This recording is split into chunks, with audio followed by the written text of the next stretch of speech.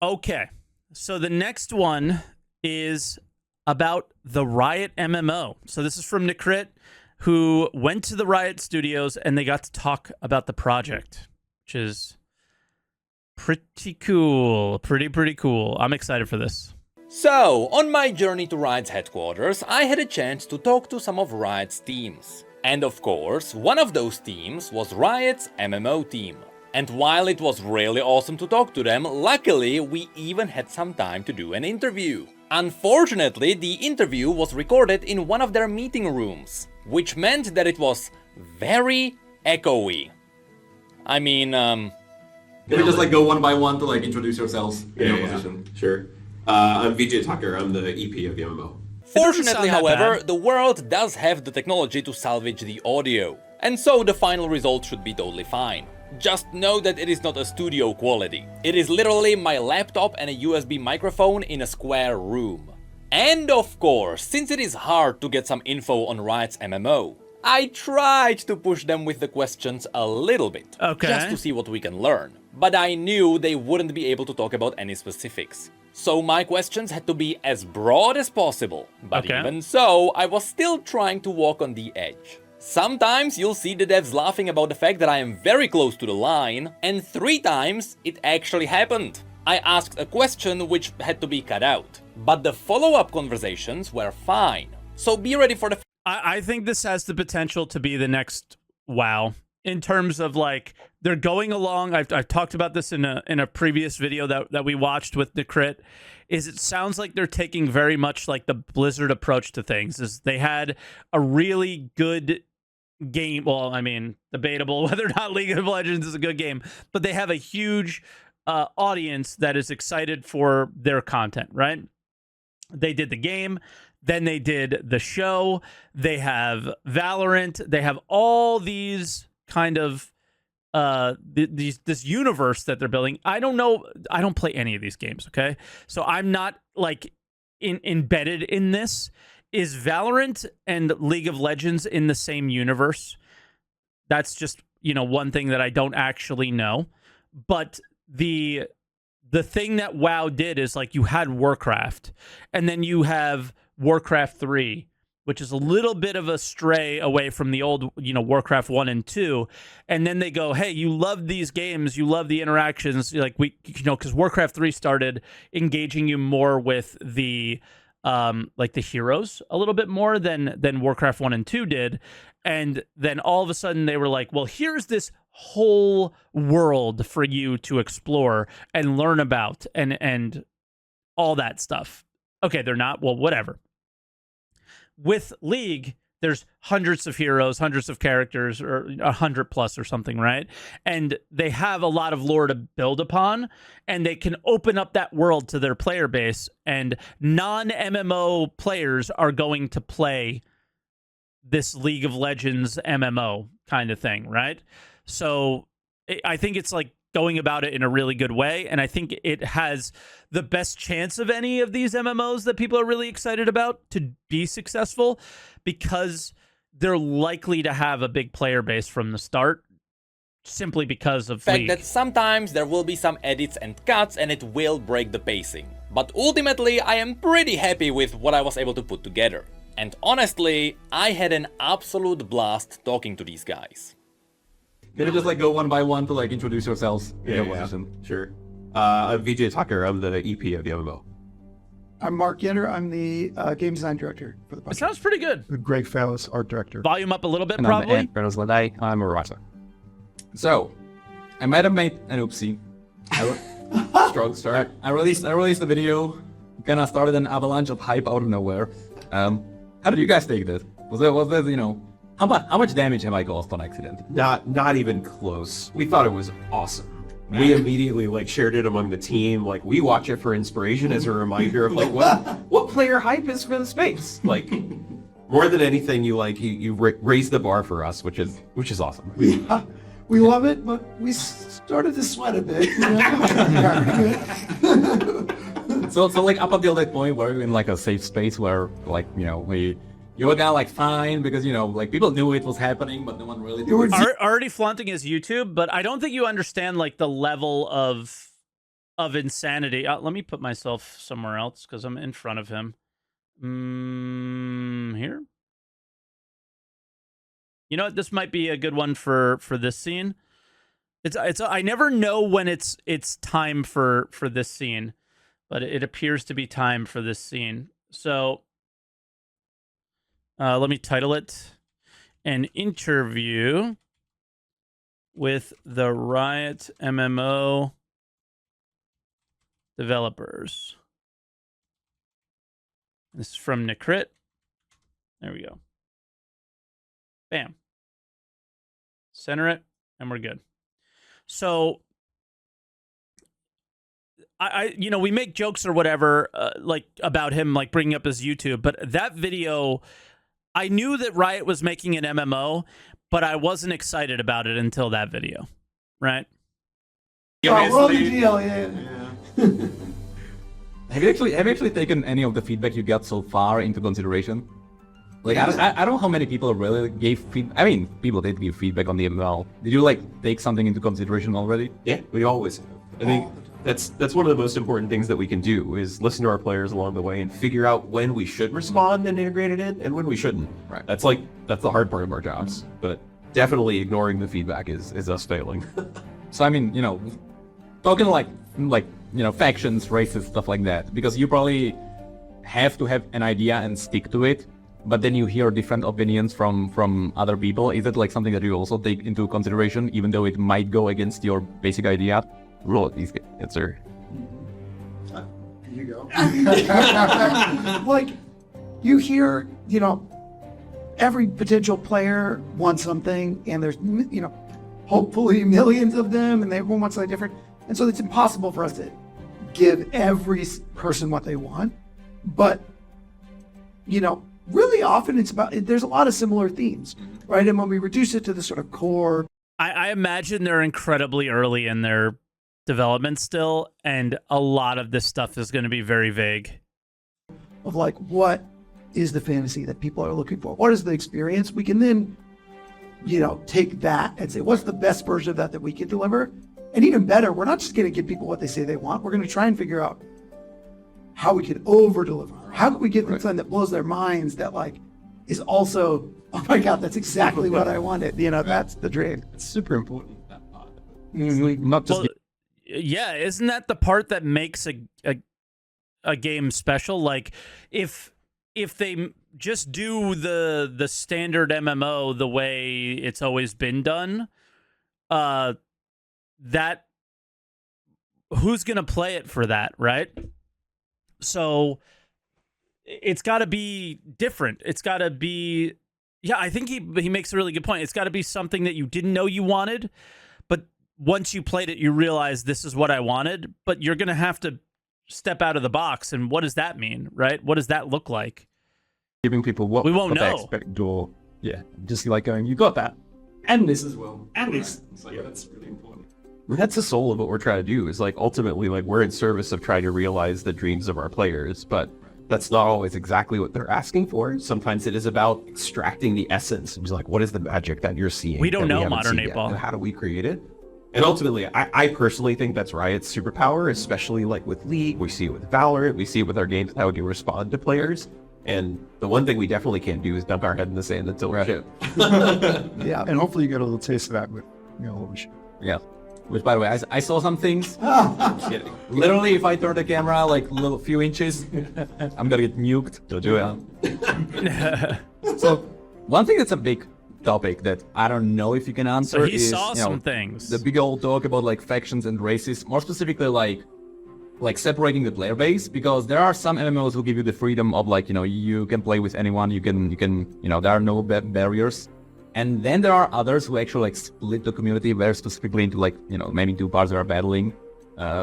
What's your like very vague general idea without confirming anything on like this kind of Yeah. So there's this perfect saying I saw in one of the, you know, a developer talk from one of the Zelda developers, which is, you know, you can't just deliver exactly perfect realism or whatever. You're trying to shape something that feels real, feels believable, but is like actually making the thing you want. Right. And so like there are things that we want. We don't want you know, me and my best friend, we don't want people not to be able to play with each other. Obviously, that's like a bad, that's a problem. But we also want to, you know, maybe capture the spirit and the kind of, you know, one of the iconic elements of the League of Legends IP, where you've got this complex, you know, factions, and there's, you know, there's a lot of shades of gray, and there's a lot of interesting conflict, and there's a lot of, you know, kind of ways that you or someone else might relate to different elements of it.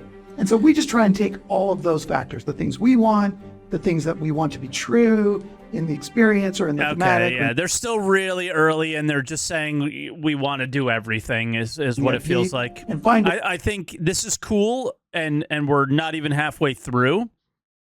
And I'm going to continue because we you know, there's some interesting topics it looks like here, but I do worry about, you know, getting hyped over something that you have no clue about. We're Star Citizen fans, a lot of us here, so I imagine we know what that feels like, and it's not necessarily a good thing, right? So a combination of them that works. You want all those things that people love about our world, like the conflicts that are already there and the rivalries and stuff. You want to play that through. You want to see that. But you also don't want to like lock people into like one side, I guess. Yeah. And that's really our job. Not confirming anything. That's a perfect example, because there's we talk about 100 of these problems every day, right? There's just always so many things. They're not ready to confirm anything because they don't know. Together, find a way to make it work, and you know, when we do well, you see the result, and you're like, oh yeah, that's great. You know, I'm getting what I want, and you know, and the game is good, and you know, it's fun to play, or something like that. The general talk is always about like, you know, when the classic WoW came out, that one ignited the passion for like the very old school MMOs. Yeah. And it's kind of interesting how when classic WoW came out, it like once again became the king of MMOs, and like everyone suddenly realized that like all the innovations that came from, you know, the other MMOs weren't really enough to like, you know, give the MMOs actually more value. Yeah. So what I got from this general idea, you know, is like you're trying to make like a mix of like staying true to the core idea of MMOs while iterating in some ways. I think it's really important that we look at what is working in the market, and then also evolve the expectations to see where we're going. And if you look at where WoW started, like classic MMO, I think all of us played many, many, many hours of classic WoW. And then you look at how the genre evolved over the course of post-classic WoW era, they were all chasing WoW. And so they're all looking at one specific thing and trying to make a better version of that thing. And now what we're trying to do is we're trying to say like, okay, what went right during that period? And what has changed in the games industry and our players' expectations up until that point? And look at both of those lenses. Because you know what that means. It's pay to convenience or whatever, right? Like what has changed in the player market is players don't want to play anymore. That's what's changed, is nobody wants to play. They want everything, but they don't want to play the game. So I'm already like, all right, you know, or what are we gonna get? Are we gonna get Gamba or gotcha games out of this? Like, what is this gonna be? And craft something that feels like it's the right evolution of it. So I think ultimately many people in the industry are seeing similar things, and so we're actually like modern day games. Obviously we have nostalgia for old games, but old games you just played the game. Now there's all this other shit around it. Actually hoping that we can learn from some of the other games that launch in the meantime, but we do think it's going to have some changes and evolutions to that formula without completely throwing it out just for the sake of it. Just personal take. I actually love the idea that the game has dedicated servers, because one thing that happened in WoW later on is at the moment they gave us like random matchmaking and stuff like that. That was a breaking point where if you are an asshole on a server, it didn't matter really. There were never no, you know, nothing really happened to you. But if you are on a dedicated server and you behave badly, people know it about you, and it kind of like forms a really cool community. But it's kind of interesting that these days, I don't think there is a single MMO that actually has this whole structure. Yeah, that's the thing. I think Mark nailed it early on when we were talking about trade-offs. Is like ultimately you can build games in different approaches, but they have really different trade-offs about that sense of identity and the sense of community that gets created. But then when you start to commoditize human interactions and like you're the same as any other bot that's walking by me, then you lose a lot of that. Mega Server also has some risk-on approaches. We actually have an engineer that worked on Guild Wars 2 and designed a lot of the Mega Server work. It has some of the flaws and risks in that space. And the one thing that we definitely don't want to do is try and solve these solutions for absolutely everybody. We do want to have opinionated takes that have some trade-offs, but a lot of that essence of community and people feeling important and actually having these interactions matter with other people, those are values that we're excited to chase. Now, I'm not gonna go into like races and classes. I think that's a bit. Like, I just can't imagine that Riot would not be monetizing this heavily, right? Very much dead end that we can't really talk about. But when it comes to the world, you probably did take into consideration the scale of the world. You don't have the monetization guy in the office that we're talking to here. You have the people who are, you know, their goals are to make a good game. And like how you're gonna approach it. Are you leaning more towards like segmenting the world and kind of like play the safe route where you have a lot of open spaces, or are you ready to like round up like a piece of the content and like ship it in its entirety? Is that even a question you can talk about at all? What's your approach to like, you know, the world at launch? Ultimately, one of the most important things for us is to realize the world of Runeterra that exists in our players' hearts. We are those people. Like we want to be in the world and we want to see it and we want to experience it. The path for this MMO in the long term will have that full world of Runeterra realized. So for us, it's just a question of how we get there, what the steps are, whether we start small, whether we start broad. We have some takes about where we want to go, but we have our North Star of like that full version of Runeterra, and we know we're going to get there. So it's just a question of the steps along the way. Okay. I have two more questions. So one they won't be finished at the start. When it comes to Riot, they always have like a very specific, almost specific artistic style, where it's like very stylized, very cartoony, but not exactly cartoony. Is it like is it something that you want to stick to in general? To like very style rather than realistic? Is like the classic stylized style on the table for the MMO? Hopefully I can say it. Jesus. I don't know what you're gonna say. I don't know what you're gonna say. So we will be familiar, but something unique. All right. We will be familiar but unique. This is a place where it's a big damn shame that you can't see the stuff that he's working on, because it's so good. Last question that I think we can talk about is how did this project start? Because usually at Riot, That's a good question. all the big things start as passion projects, be it, you know, Game Modes on League, EFT, really, you know, Legends of Runeterra. Well, it's all like passion projects. How did the MMO project even like start? I think the fairest way to say it is that massive parts of this company have been dreaming of making this game for our players for a long time. Obviously, Meryl trolled the world by asking whether an MMO should exist. The reason I came to Riot 7 years ago was to make an MMO. I would say different versions of like this space, what we've been thinking about and moving it forward, have existed in all of our hearts for a very long time. And eventually, I know. Whoa, and really? honestly, eventually we That's just cool. all started to get a bunch of those people together. And we're like, now is the time. We've got to go make that investment. And obviously, I can't tell you any dates or people, but it's been something that I think all of us have been chasing for a really long time. And I wonder if Classic WoW really did it. Like, I think Classic WoW becoming like a phenomenon that I think some people expected it to be, but not to the extent that it was. I think it kind of pushed people over the edge of like, okay, well, maybe MMOs are still worth making. And then Riot was kind of like, all right, time to dip our feet into this one.